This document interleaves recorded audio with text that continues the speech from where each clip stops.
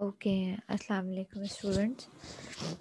Sorry, मैं आज जो है वो कुछ इमरजेंसीज की वजह से जो है वो आपका लाइव सेशन नहीं कंडक्ट कर पाऊँगी, इसलिए मैं ये सेशन आपका रिकॉर्ड कर रही हूँ, ये लेक्चर मैं आपका रिकॉर्ड कर रही हूँ। और आप सारे स्टूडेंट्स जैसे जैसे इस लेक्चर को सुनते जाएंगे, आप मुझे व्हाट्सएप ग्रुप पे जो है वो मैसेज करते जाएंगे अपना नेम के साथ, नेम एंड आईडी के साथ, तो आपकी अटेंडेंस मार्क होगी। ठीक है, आप ये लेक्चर सुनने के बाद मुझे अपनी नेम और आईडी मैसेज करेंगे व्हाट्सएप ग्रुप पे, फिर आपकी अटेंडेंस मार्क हो जाएगी इसकी। ठीक है, तो हमें स्टार्ट करते हैं ये लेक्चर।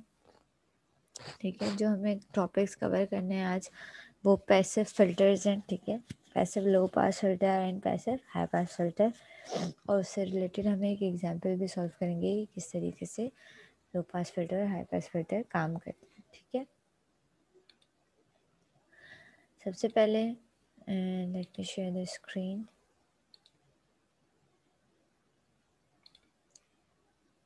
ओके, सबसे पहले बात करते हैं लो पास फिल्टर की। ठीक है, तो लो पास फिल्टर होता क्या है? Low pass filter is a circuit that can be design to modify and reshape or reject all unwanted high frequencies of an electrical signal and accept or pass only those frequency wanted by the circuit designer। ठीक है, low pass filter क्या होता है? हम अगर अपनी जान बोले कि ऐसा फिल्टर जो आपके पास लो फ्रिक्वेंसीज को पास करे और हाई फ्रिक्वेंसीज को ब्लॉक करे, या हाई अनवांटेड फ्रिक्वेंसीज को जो है वो ब्लॉक करे। ठीक है, अब कौन सी कितनी फ्रिक्वेंसीज को पास करना होता है, कितनी फ्रिक्वेंसीज को स्टॉप करना होता है, ये किसके ऊपर डिपेंडेंट होता है? ये किस फ्रिक्वेंसीज को पास करवाना चाहते हैं और किस फ्रिक्वेंसीज को स्टॉप करवाना चाहते हैं, ये किसके ऊपर डिपेंडेंट होता है? ये सर्किट डिज़ाइनर के ऊपर डिपेंड करता है कि वो कितनी फ्रिक्वेंसीज को पास और कितनी फ्रिक्वेंसीज को स्टॉप करवाना चाहता है। ठीक है, in other word, they filter out unwanted signal. An ideal filter will separate and pass sinusoidal input signal based upon their frequency. In low frequency application up to 100 kilohertz, passive filters are generally constructed using simple RC networks, while high frequency filters above 100 kilohertz are usually made of from RLC, resistor, inductor and capacitor components. ठीक है, कह रहे हैं कि भाई होता क्या है कि हम एक साइनोसॉइडल को पास करते हैं, अगर वो लो फ्रिक्वेंसी सिग्नल होती है तो जो है वो साइनोसॉइडल पास हो जाती है, आउटपुट पे हमारे पास साइनोसॉइडल आ जाती है, और अगर वो हाई फ्रिक्वेंसी सिग्नल होता है तो वो हमारे पास ब्लॉक हो जाती है, वो आउटपुट पे हमारे पास कुछ भी नहीं आता। ठीक है, अच्छा जी, ये जो हमारे नॉर्मली सर्किट्स होते हैं जिसकी रेंज हमारे पास 100 किलोहर्ट्ज़ के नीचे नीचे होती है, ठीक है, बिलो 100 किलोहर्ट्ज़ होती है, ऐसे सर्किट्स हम जो है वो डिज़ाइन करते हैं using simple resistor and capacitor. ठीक है, पर ऐसे सर्किट जहाँ हमें 100 किलोहर्ट्ज़ से ज़्यादा फ्रिक्वेंसी पे काम करना हो, ठीक है, तो वहाँ पे हम RLC सर्किट यूज़ करते हैं, that is resistor, inductor and capacitor components. ठीक है, पैसिव फिल्टर्स किस चीज़ से बने हुए होते हैं? Basically passive filters passive component से बने हुए होते हैं, रेजिस्टर्स, इंडक्टर एंड कैपेसिटर से। ठीक है, और इसमें कोई भी एक्टिव कंपोनेंट नहीं लगा हुआ होता, तो हमारे पास कोई भी ऐसा कंपोनेंट नहीं लगा होता जो आपके पास आउटपुट को एम्पलीफाई करके दे। ठीक है, या कोई गेन प्रोवाइड करे। सही है, तो इसलिए पैसिव फिल्टर कहा जाता है, क्योंकि हमारे पास आउटपुट पे कोई गेन नहीं होता, बल्कि यूजुअली इसका आउटपुट जो है वो आउटपुट वोल्टेजेस जो है वो इनपुट वोल्टेजेस से कम होते हैं, मतलब आउटपुट लेवल इनपुट लेवल से कम होता है। ठीक है, क्योंकि हमने देखा है कि फिल्टर्स आइडियल नहीं होते, तो ज़ाहिर है थोड़ा सा उसका रिस्पॉन्स रिपल आ रही होती है, जिसकी वजह से आपके पास थोड़ा सा रिस्पॉन्स उसका वो आउटपुट लेवल कम आता है। ठीक है, simple first order passive filters can be made by connecting together a single resistor and a single capacitor in series across an input signal V in. ठीक है, हम कहते हैं कि भाई हमारे पास एक सिंपल फर्स्ट ऑर्डर फिल्टर जो होता है, सही है, फर्स्ट ऑर्डर फिल्टर किस तरीके से बनता है? सिंपल, हम एक रजिस्टर को सीरीज पे कनेक्ट कर देते हैं किसके साथ, कैपेसिटर के साथ, ठीक है। और जो है हम सीरीज में जब कैपेसिटर के साथ कनेक्ट कर देते हैं तो अगर उसकी कॉन्फ़िगरेशन देखें तो वो कुछ इस तरीके से होती है, ठीक है। कि हमारे पास कैपेसिटर जो है वो सीरीज में कनेक्टेड है रजिस्टर के साथ, और हम इसको वी इन प्रोवाइड कर रहे होते हैं। जो भी वी इन प्रोवाइड कर रहे होते हैं ज़ाहिर है वो इस फिल्टर में से पास होता है, हमारे पास यहाँ पे वी आउट जनरेट हो जाता है, ठीक है। वी आउट कहाँ से दे रहे हैं हम, कैपेसिटर के अक्रॉस वी आउट कनेक्ट कर रहे हैं, ठीक है। अच्छा, इसको फर्स्ट ऑर्डर फिल्टर क्यों कहा गया, ठीक है, क्योंकि इसमें जो है आपके पास एक जो है वो ऐसा कंपोनेंट मौजूद था जो कि आपके पास ऐसा सर्किट या ऐसे फिल्टर जिसमें हमारे पास एक पोल एग्जिस्ट करता हो या एक कैपेसिटर लगा हुआ हो, ठीक है। तो ऐसे सर्किट्स को हमारे पास क्या कहा जाता है, फर्स्ट ऑर्डर फिल्टर्स कहा जाता है, ठीक है। जहाँ पे कैपेसिटर्स की तादाद बढ़ जाती है, दो कैपेसिटर हो या तीन कैपेसिटर्स हो या ज़्यादा इंडक्टर्स हो, तो जैसे जैसे आप नंबर ऑफ इंडक्टर्स या कैपेसिटर्स बढ़ाते जाते हो वैसे वैसे आपका फ़िल्टर का ऑर्डर बढ़ता रहता है, ठीक है। इसको फर्स्ट ऑर्डर फिल्टर क्यों कहा जा रहा है, क्योंकि इसमें एक ही आपके पास कैपेसिटर मौजूद है इस सर्किट में, ठीक है। That's why it is first order low pass filter, ठीक है।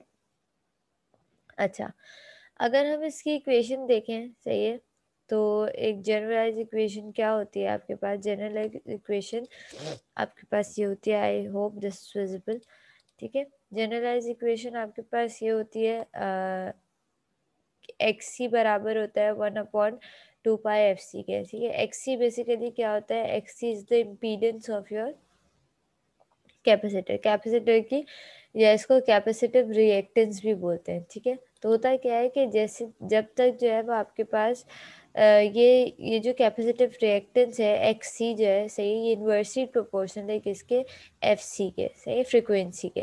तो जैसे जैसे फ्रिक्वेंसी बढ़ती जाएगी ये इम्पीडेंस कम होती जाएगी, और जैसे जैसे ये इम्पीडेंस फ्रिक्वेंसी कम होती जाएगी ये इम्पीडेंस बढ़ती जाएगी, ठीक है। तो आपके पास होगा क्या, अब हम पढ़ते हैं, ठीक है। The reactance of a capacitor varies inversely with frequency, while the value of resistor remains constant as the frequency changes. Resistance की वैल्यू कांस्टेंट है जितनी भी फ्रिक्वेंसी चेंज हो, लेकिन एक्सी की वैल्यू चेंज होगी क्योंकि फ्रीक्वेंसी के चेंज होने की वजह से, ठीक है। At low frequency the capacitive reactance XC of the capacitor will be very large compare to the resistive value of resistor, ठीक है। होगा क्या कि आपके पास लो फ्रीक्वेंसीज पे जो है वो इसकी एक्सी जो है वो बहुत ज़्यादा लार्ज होगी। This means that the voltage potential V C across the capacitor will be much larger than the voltage drop V R develop across the resistor, ठीक है। होगा क्या कि यहाँ पे जब आपके पास इस कैपेसिटर की एक्स ही ज़्यादा होगी, ठीक है, इसकी रिएक्टेंस कैपेसिटिव रिएक्शन ज़्यादा होगी लो फ्रिक्वेंसी पे, है, तो क्या होगा, इस पे ज़्यादा वोल्टेज ड्रॉप प्रोड्यूस हो रहा होगा, ठीक है। तो इसका V as compare to resistor, ठीक है, ये समझो कि इस पे ज़्यादा, रेजिस्टर पे कम ड्रॉप आ रहा होगा, इस कैपेसिटर पे ज़्यादा ड्रॉप आ रहा होगा। जिस पे वोल्टेज ड्रॉप ज़्यादा आता है उसका जिसकी रेजिस्टेंस ज़्यादा होती है उसकी जो है वो आपके पास, या इम्पीडेंस कह लो, ज़्यादा होती है, वहाँ पे आपके पास ज़्यादा वोल्टेजेस ड्रॉप हो रहे होते हैं। तो इसका मतलब मेरे पास वी आउट जो है वो ज़्यादा आ रहा होगा, कैपेसिटर के अक्रॉस ज़्यादा वोल्टेजेस आ रहे होंगे लो फ्रिक्वेंसीज पे as compare to the resistor. तो इसका मतलब क्या है कि लो फ्रिक्वेंसीज पे आपके पास ये कैपेसिटर जो है वो आउटपुट आपको प्रोवाइड कर रहा होगा, सही है। At the high frequency, the reverse is true, with VC being small and VR being large due to the change in the capacitive resistance. High frequencies पे क्या होगा, अब हाई फ्रिक्वेंसीज पे फॉर्मूले के अकॉर्डिंगली देखें, फ्रिक्वेंसी हाई होगी, इसकी कैपेसिटर की जो रिएक्टेंस है वो क्या हो जाएगी, कम हो जाएगी। कम रिएक्टेंस होगी इसका मतलब इस पर वोल्टेज ड्रॉप कम आ रहा होगा, तो आउटपुट पे आपके पास लो वोल्टेजेस आ रहे होंगे, क्योंकि हम आउटपुट वोल्टेजेस किसके अक्रॉस ले रहे हैं, हम आउटपुट वोल्टेजेस कैपेसिटर के अक्रॉस कैलकुलेट कर रहे हैं, ठीक है। अच्छा जी, While the second above that of the RC low pass filter circuit, it can be it can be thought of a frequency dependent variable potential divider. ठीक है। अच्छा, अगर हम देखें कि सिंपल मैं ये बोलूँ कि हमारे पास दो रजिस्टर सीरीज में लगे हुए होते हैं, ठीक है। तो हम उसके आउटपुट वोल्टेजेस कैसे कनेक्ट करते हैं, वोल्टेज डिवाइडर रूल लगाते हैं उस पर, ठीक है। आपने पढ़ा हुआ है वोल्टेज डिवाइडर रूल क्या होता है कि आपका ये वोल्टेज डिवाइडर का फॉर्मूला है ना, समझे अब आपके पास। हम कह रहे हैं कि हमारे पास दो रजिस्टर सीरीज में लगे हुए हैं, तो उसका वी आउट अगर हमें निकालना हो तो कैसे निकालेंगे, R2 divide by R1 plus R2 multiply by V in, ठीक है। किस तरीके से मैं कह रही हूँ, इमेजिन करें आपके पास अभी दो दो रजिस्टर्स जो है वो सीरीज में कनेक्टेड है, ठीक है।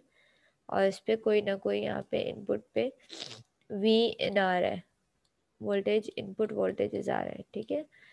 तो अगर मैं इस पे output voltages V out connect करना चाहूँ इस R2 पे से इस R2 पे, तो मैं किस तरीके से कैलकुलेट करूँगी, मैं ये फॉर्मूला यूज़ करूँगी, that is V out is equals to R2 divide by R1 plus R2 multiply by V in, ठीक है।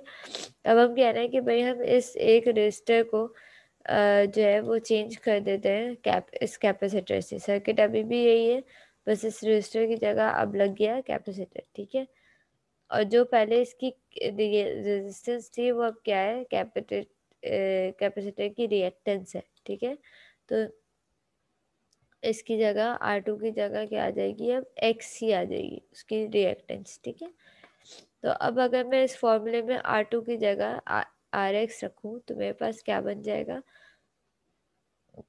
सॉरी मैं इसकी जगह XC रखूँ, ठीक है। तो मेरे पास फॉर्मूले में क्या बन जाएगा, XC डिवाइडेड बाय अच्छा R1 प्लस R2, अच्छा। और हम अपने जब ये हम कैपेसिटर लगा देंगे तो हम कहेंगे भाई टोटल इम्पीडेंस, अब खाली हम टोटल रेजिस्टेंस नहीं निकालेंगे, हम टोटल इम्पीडेंस निकालेंगे, ठीक है। तो हमारे पास सर्किट की टोटल इम्पीडेंस क्या होगी, वो बराबर होगी Z is equal to under root R square plus XC square, ठीक है।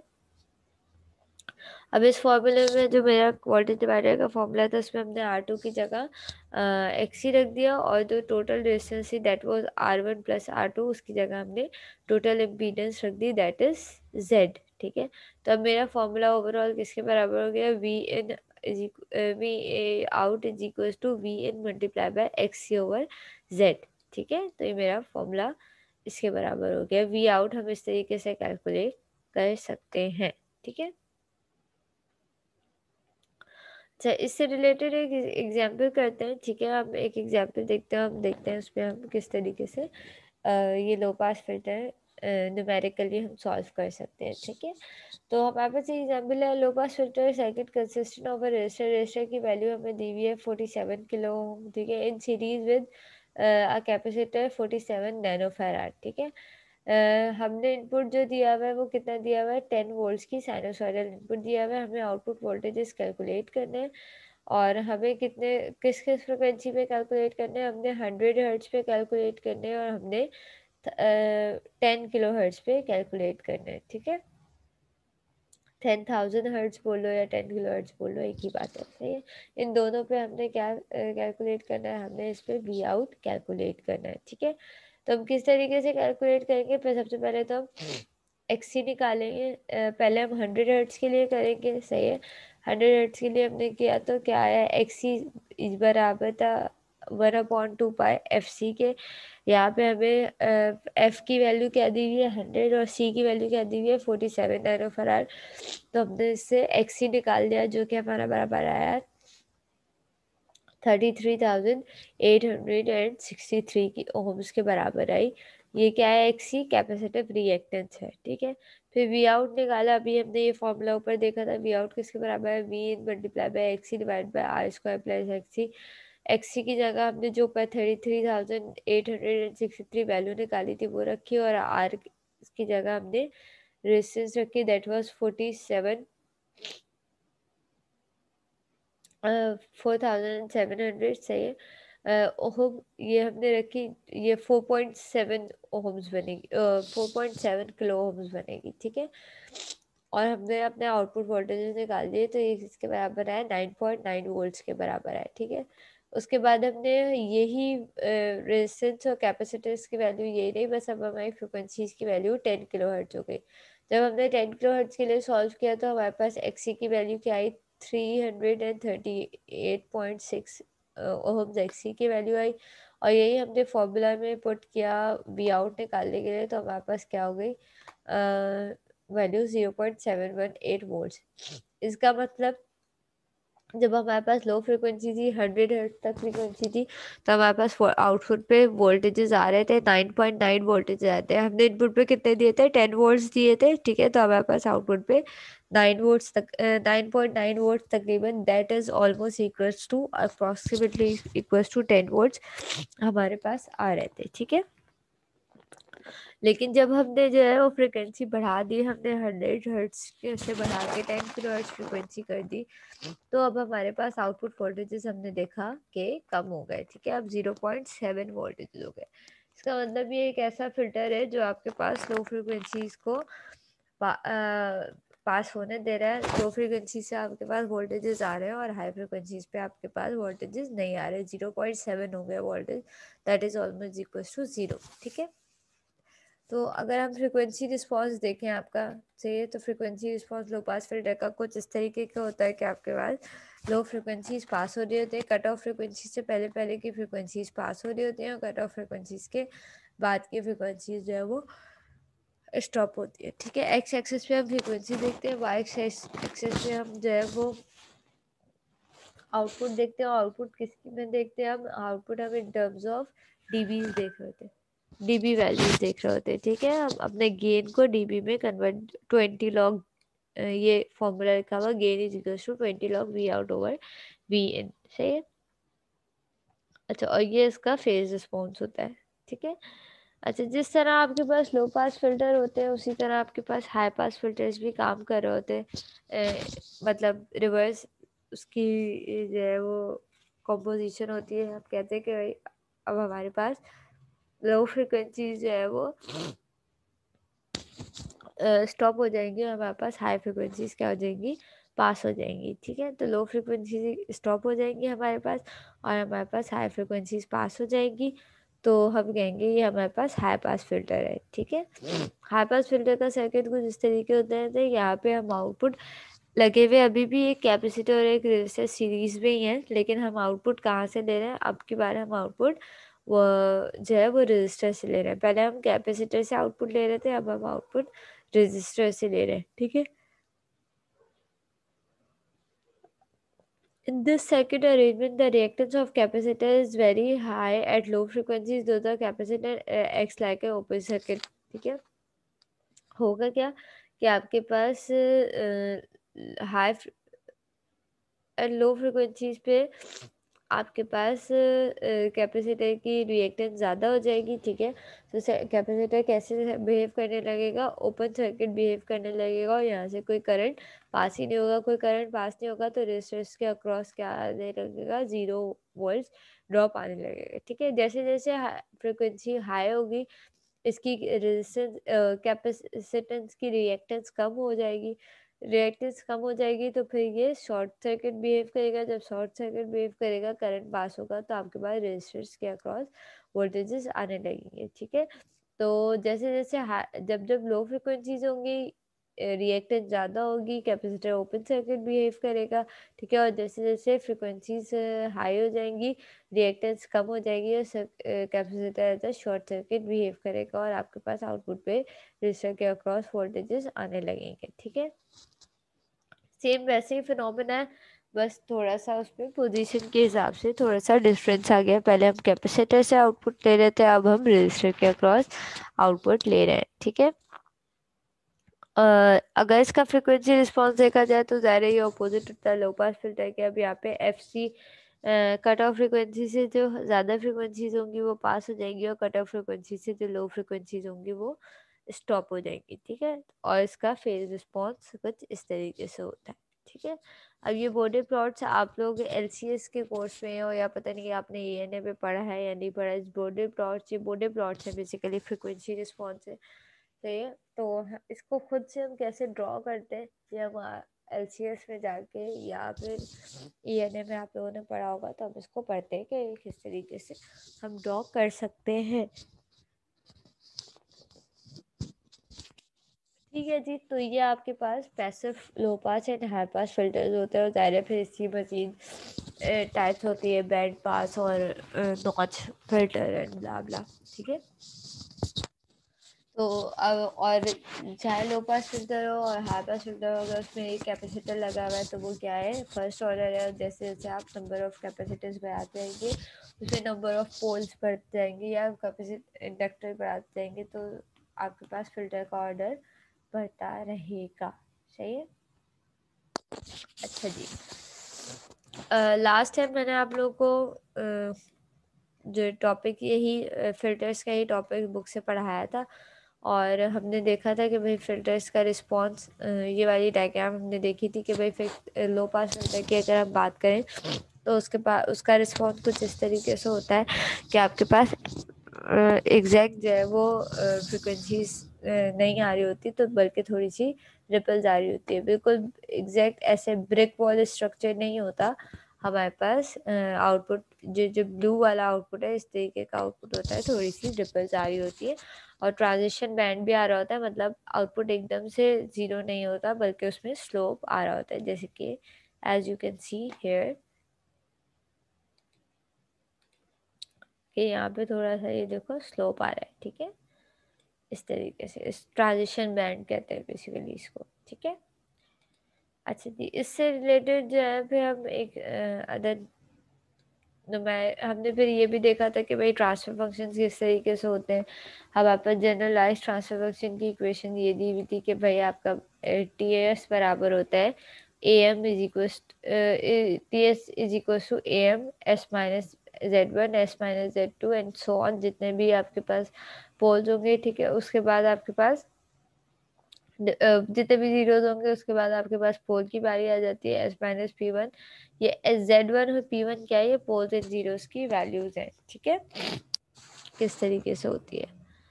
अच्छा, हम इससे रिलेटेड एक ये जनरलाइज ट्रांसफर फंक्शन याद रखिएगा। सही है। अभी हम इससे रिलेटेड एक वो न्यूमेरिकल सॉल्व करते हैं। ठीक है। 16.3 न्यूमेरिकल सॉल्व करते हैं। सवाल क्या है आपके पास, सवाल है second order filter has its pole at S is equals to -1/2 plus minus J √3 divide by 2। ठीक है। इसका मतलब क्या है कि आपके पास इस प्लस माइनस का मतलब क्या है कि आपके पास कॉम्प्लेक्स कॉन्जुगेट्स मौजूद है। ठीक है। आपके पास दो पोल मौजूद हैं, एक कहाँ है -12 प्लस J√3 डिवाइड बाय 2 के, और एक कहाँ है -12 माइनस J√3 डिवाइड बाय 2 के से। तो ये दोनों एक दूसरे के कॉन्जुगेट हैं। से आगे क्या लिखा हुआ है, the transistor is zero at omega is equals to 2 radius per second and it's unity at DC omega is equals to 0। वो कह रहे हैं कि भाई ट्रांसमिशन आपकी ज़ीरो होती है कब, जब आपके पास ओमेगा ज़ीरो होता है, और आपके पास यूनिटी होती है होता है जब आपके पास ट्रांसमिशन यूनिटी होता है जब आपके पास ओमेगा ज़ीरो के बराबर होता है, और हमें इसका ट्रांसफर फंक्शन मालूम करना है। ठीक है। अब पहले हम डेटा देख लेते हैं कि हमारे पास क्या क्या गिवन है। सही है। अच्छा जी, मैं यहाँ लिखना शुरू करती हूँ। हमारे पास क्या मौजूद है, हमारे पास पोल मौजूद है, दो पोल मौजूद हैं। हम पहले को नाम दे देते हैं P1 का। ठीक है। P1 हमारे पास क्या है, -12 प्लस J √3 डिवाइडेड बाय 2, और दूसरा पोल हमारे पास कहाँ मौजूद है, -12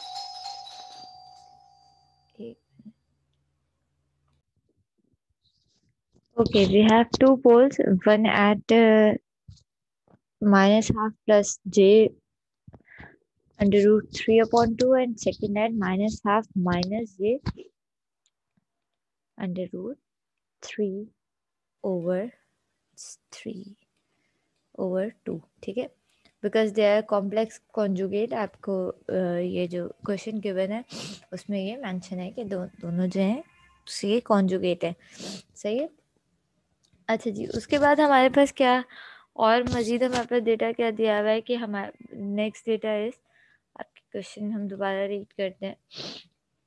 हाँ हेयर, ठीक है। अच्छा, the transmission is 0 at omega is equals to 2 radians per second, ठीक है।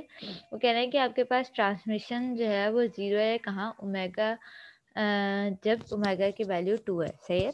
तो इसका मतलब ये हमें किसकी वैल्यू दी हुई है, ये हमें जीरोस की वैल्यू दी हुई है, ठीक है। अच्छा, जीरोस का ओमेगा दिया हुआ है, जो हमारे पास एस का जनरल फॉर्मूला होता है वो क्या होता है, एस बराबर होता है सिग्मा प्लस जे ओमेगा, ठीक है। तो इसका मतलब हमें ओमेगा दिया हुआ है और तो इसका मतलब क्या है, जीरो का हमें खाली ओमेगा दिया हुआ है, इसका मतलब उसका रियल पार्ट जो है वो क्या है, जीरो है, ठीक है। कोई भी सिग्मा मौजूद नहीं है। मतलब मेरे कहने का मकसद क्या है कि जब हम इसे एस प्लेन में प्लॉट करेंगे तो हम क्या कहेंगे कि भाई हमारे पास ये कौन सा स्केल होता है, ये सिग्मा का स्केल होता है, ये क्या होता है, जे ओमेगा का स्केल होता है। एक्स एक्सिस पे सिग्मा होता है, वाई एक्सिस पे आपके पास जे ओमेगा होता है, ठीक है। तो हम जब इसको प्लॉट करेंगे तो इसका मतलब हमारे पास ओमेगा की वैल्यू ज़ीरो है, सिग्मा की वैल्यू ज़ीरो है, ठीक है। तो जो हमारे पास ज़ीरो लाई कर रहा है वो वाई एक्सिस पे लाई कर रहा है, ठीक है। और ओमेगा की वैल्यू क्या दी हुई है, 2 दी हुई है, ठीक है। अच्छा, ये 2 ज़ीरो की वैल्यू दी हुई है, इसका मतलब ये भी कभी भी कॉम्प्लेक्स पोल जो जब हमारे पास मौजूद होता है, जब ये ज़ीरो हो गया तो ये क्या बन गई, एस खाली बराबर हो गया जे ओमेगा के, ठीक है। हमारे पास जब भी कॉम्प्लेक्स पोल होते हैं तो वो कभी भी सिंगल नहीं होते, वो हमेशा कॉन्जुगेट की फॉर्म में ही होते हैं, ठीक है। तो हमारे पास जैसे ये हमने पोल वाला भी देखा, ये कॉम्प्लेक्स पोल हो या कॉम्प्लेक्स जीरो हो, वो हमेशा कॉन्जुगेट की फॉर्म में होते हैं। जैसे यहाँ पे हमारे पास पोल कहा था माइनस हाफ प्लस माइनस, मतलब जे अंडर रूट 3/2, मतलब plus under root J upon plus J under root 3/2 पे भी मौजूद था और माइनस जे अंडर रूट 3/2 पे भी मौजूद था। इसी तरीके से जो ये हमारे पास जीरो दिया हुआ है ना, ये भी ओमेगा दिया हुआ है, इसकी वैल्यू क्या हो जाएगी, 2j हो जाएगी ना, या J2 बोल दें या 2j बोल दें, ठीक है। इसकी वैल्यू 2j हो जाएगी। तो ये कभी भी सिंगल एग्जिस्ट नहीं करते, कॉम्प्लेक्स पोल हमेशा ये कॉन्जुगेट की फॉर्म में एग्जिस्ट करते हैं। तो इसका मतलब मेरे पास प्लस 2j पे भी जो है वो एक ज़ीरो आ रहा होगा, सही है। और मेरे पास माइनस 2j पे भी एक ज़ीरो आ रहा होगा, ठीक है। तो मेरे पास, इसका मतलब मेरे पास दो ज़ीरोज़ मौजूद है, एक ज़ीरो मौजूद है मेरे पास, एक मिनट कलर चेंज कर लूँ। अच्छा, एक ज़ीरो मेरे पास मौजूद है कहाँ पे, 2j पे, और दूसरा हमारे पास ज़ीरो मौजूद है कहाँ पे,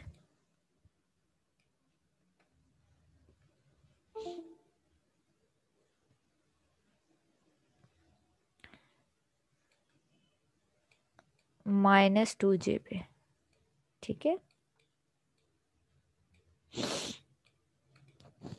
ओके, अच्छा यहाँ तक बात समझ में आ गई। अब हमारे पास, हमने देखा कि अब देखते हैं जनरलाइज ट्रांसफर फंक्शन क्या होता है। अब हमें पोल्स एंड जीरोस की वैल्यू पता चल गई, तो हमने क्या कहा, भाई हमारे पास जनरलाइज ट्रांसफर फंक्शन होता था, एक ग्राफ तो मैं इरेज कर रही हूँ, हमारे पास ts बराबर होता था, ये मैं एक लाइन ड्रॉ कर रही हूँ, ठीक है। तो बस ts बराबर होता था am s माइनस p1। अच्छा, क्योंकि दो पोल्स मौजूद हैं तो मैं P1 और P2 लेंगे, ठीक है। सेकेंड ऑर्डर फिल्टर है, इसका मतलब हमारे पास दो पोल्स मौजूद हैं और दो जीरोज मौजूद हैं। अच्छा सॉरी, ऊपर जीरोज आते हैं तो यहाँ पे P1 नहीं आएगा, यहाँ पे Z1 आएगा। न्यूमरेटर में जीरोज होते हैं, डिनोमिनेटर में हमारे पास पोल्स होते हैं, ठीक है।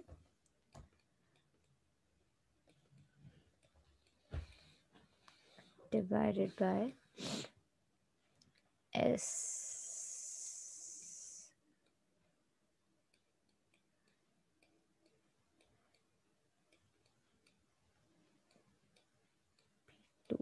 ठीक है।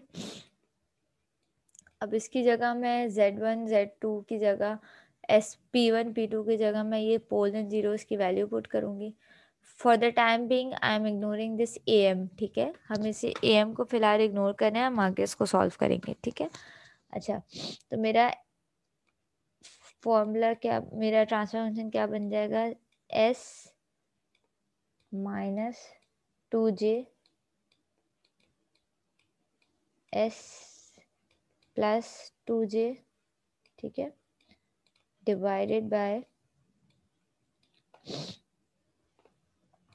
S minus half plus under root 3/2J S minus half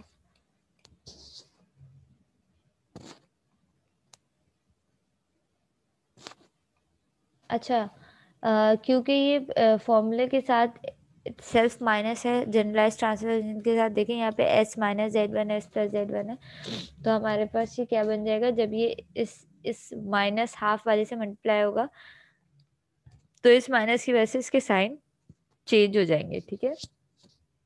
तो ये S plus half plus under root 3/J होगा, ये होगा S plus half minus under root 3/2J होगा, ठीक है। अच्छा जी, अब इसमें इसको मैं सपोज कर लेती हूँ A, इसको B, ठीक है। और तो यहाँ पे ऊपर किसका फॉर्मूला लग सकता है, A plus B A minus B का फॉर्मूला लग सकता है, A² माइनस B², ठीक है, डिवाइडेड बाय, नीचे भी हम A² प्लस B² का फॉर्मूला लगा सकते हैं। हम इसको पूरे को S प्लस हाफ को A कंसिडर करते हैं और इसको B कंसिडर करते हैं, इसको A कंसिडर करते हैं, इसको B कंसिडर कर सकते हैं। तो ये हमारे पास क्या हो जाएगा, S प्लस हाफ का होल स्क्वायर प्लस, बल्कि प्लस नहीं माइनस, अंडर रूट 3/2J का होल स्क्वायर, ठीक है। अच्छा, अब मज़ीद इसमें S प्लस हाफ में मज़ीद A plus B whole square का फॉर्मूला रख सकते हैं, A² plus 2AB plus B², ठीक है। और ये हमारे पास जो J² होता है वो किसके बराबर होता है, J² बराबर होता है आपके पास अंडर रूट -1 के, ठीक है। तो आप इसको सिंप्लीफाई करेंगे, सही है। हमारे पास ये पूरा फॉर्मूला जब सिंप्लीफाई होगा, इसमें हम J की जगह जो है अंडर रूट -हाफ रखेंगे, ठीक है। और नीचे A प्लस B का होल स्क्वायर का फॉर्मूला लगाएंगे। इसको खुद से आप सिंप्लीफाई करके देखिएगा। मैं इसका फाइनल आंसर बता रही हूँ कि मेरे पास फाइनल इक्वेशन क्या बन जाएगी। I am removing this for this, okay.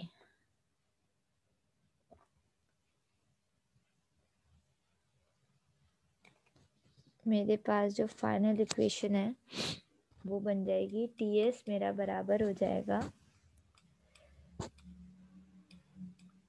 AM को हमने भी वैसे ही छोड़ दिया था, ठीक है। AM S² प्लस 4K, ठीक है, divided bye S² plus S plus 1K, ठीक है। तो ये हमारे पास ओवरऑल ट्रांसफर फंक्शन इसके बराबर हो जाएगा, ठीक है।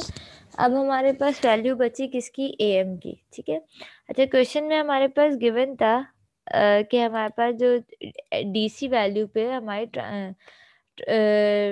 ट्रांसमिशन DC वैल्यू पे क्या है, यूनिटी है, ठीक है। इसका मतलब जब मेरे पास DC वैल्यू है, जब मेरे पास ओमेगा की वैल्यू 0 है, ठीक है, तो मेरे पास उस वक्त ट्रांसफर फंक्शन की वैल्यू क्या है, 1 है, ठीक है।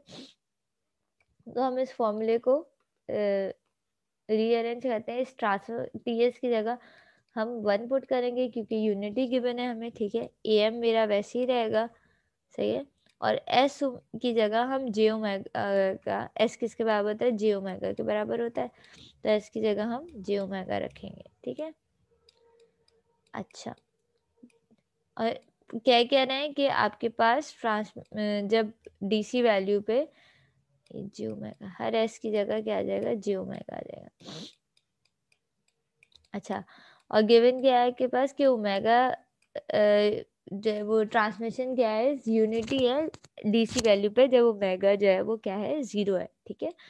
तो अगर मैं सारे ओमेगा की जगह 0 पुट कर दूं तो ये क्या बने, इस ओमेगा की जगह भी 0 पुट कर दूं, इसकी जगह भी 0 पुट कर दूं, इसकी जगह भी 0 पुट कर दूं, तो मेरे पास इक्वेशन में क्या बचेगा, मेरे पास इक्वेशन में बचेगा 1 is equal to A M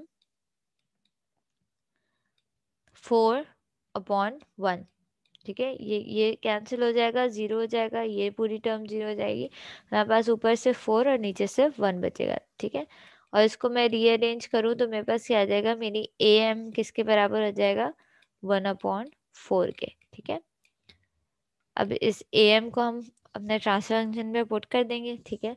तो मेरा ओवरऑल ट्रांसफर फंक्शन किसके बराबर हो जाएगा, अब मैं वो कहाँ लिखूँ, अब मैं वो यहाँ लिखती हूँ, इसको मिटा के। तो हमारा ओवरऑल ट्रांसफर फंक्शन किसके बराबर आ गया, टी एस बराबर आ गया, एम की क्या वैल्यू आई, 1/4, सही है। हमारे पास ट्रांसफर फंक्शन क्या आया था, S square plus 4 divided by S square plus S plus 1 के, ठीक है। तो that is the transfer function जब हमने पोल्स एंड जीरोस की, देखो आपके पास बुक में भी आंसर में वेरीफाई कर लो कि ये आंसर मौजूद है, ठीक है। ये देखिए बुक में भी आपके पास ये आंसर मौजूद है, 1/4 S square plus 4 divide by S square plus 1 के, ठीक है।